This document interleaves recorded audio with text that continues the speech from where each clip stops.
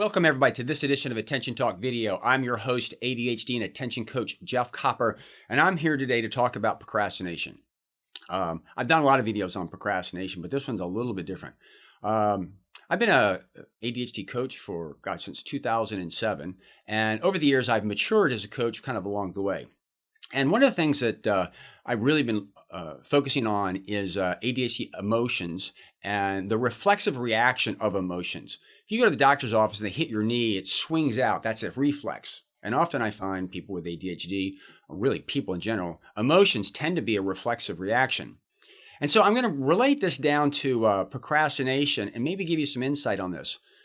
Whenever you label yourself procrastination like I'm procrastinating, that's a reflexive, judgmental response that you're putting back on yourself to shame or blame yourself for not doing something. Think about it. I'm procrastinating. You're labeling it. It's a negative connotation. When I'm coaching people, step number one is you got to downregulate your emotions and take the emotions out of it. So there's no more I'm procrastinating.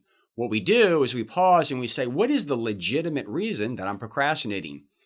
And oversimplified, usually it comes down to two things. Either one, it's boring. And if you have ADHD, boring is difficult. And number two, there's some level of ambiguity.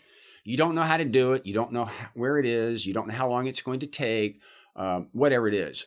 And the reason I'm saying this is that labeling yourself a procrastinator doesn't do anything to solve the problem. But if you go, what's the legitimate reason why I didn't do that?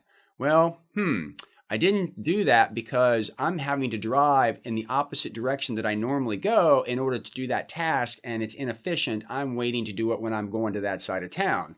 Or I'm not exactly sure really how to do this. Whatever it is, if you acknowledge what you're not clear about, what needs to be done, then you can problem solve around it.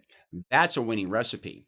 All too often I find people referring to the internet, chunk it down, do it in short sprints, etc.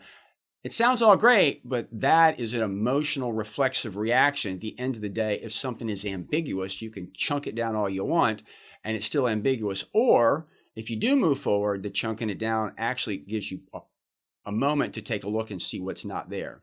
Here's the point of the video.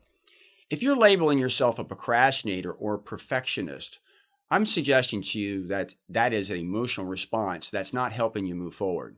If you pause and step back and go, what's boring or what's hard or what is it I'm not clear about, you are then beginning the steps to move forward to find a path to make that happen. Think I'm crazy? That's the mindset I have coaching everybody that comes into my program, whether it's a group coaching class or individual coaching class, and I've had a lot of success with it. I hope this has given you pause to think about it. Certainly, it's not a tip, trick, or strategy. It's a process. Think of it like this. I'm not giving you a fish. I'm teaching you how to fish. But if you find yourself procrastinating, stop, back up, ask you those questions, and let's see what happens.